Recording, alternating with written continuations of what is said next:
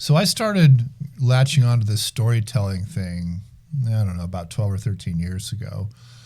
And I remember it started because I was poking around on the YouTube and this stuff started coming up in my feed. And it was these graduate students from the Ivy League schools.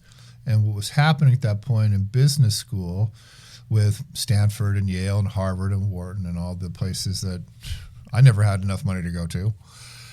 But they were teaching storytelling, and it was interesting because the professors and the course designers, and I'm a course designer as well, so I thought, oh, I want to check this out.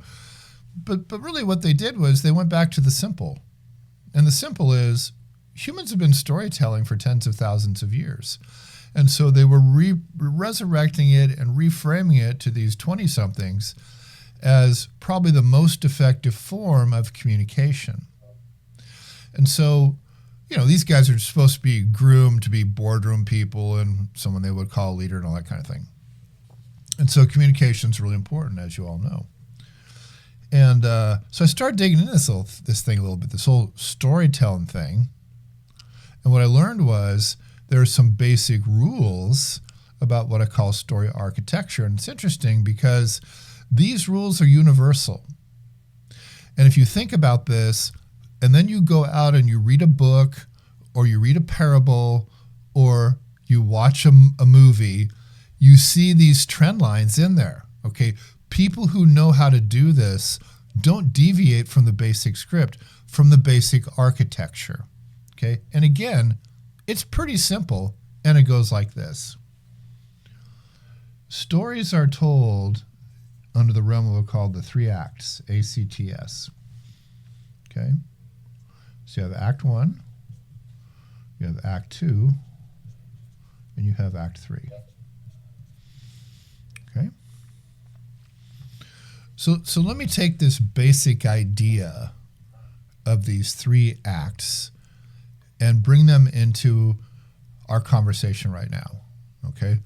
So what happens in Act 1 is that the storyteller or the story writer is introducing the audience to more or less 3 things. And those 3 things are what I call characters, time, and place. Okay, that's what happens in Act 1.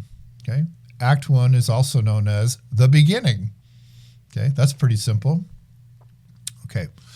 What happens in Act 2 is that the characters in the characters in the story rather, go on a journey. Okay? So Act 2 is the journey. And I'm going to come back to this in just a minute, okay? But then we get to Act 3. And Act 3 is what I call the resolve.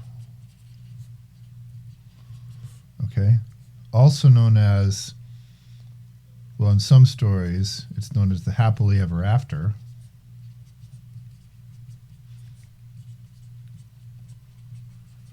But most commonly, it's called the end. And Act 2 is the middle. And Act 1 is the beginning. Now, what I opened our talk with today was this idea of value. Okay?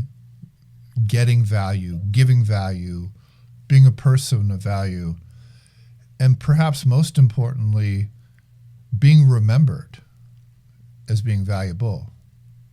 See, all of us live in this world that's very interconnected, and I'm sure you've heard this before. I'll be very brief about this. So there's dependence, independence, codependence, and interdependence. Those are the 4 realms of dependency.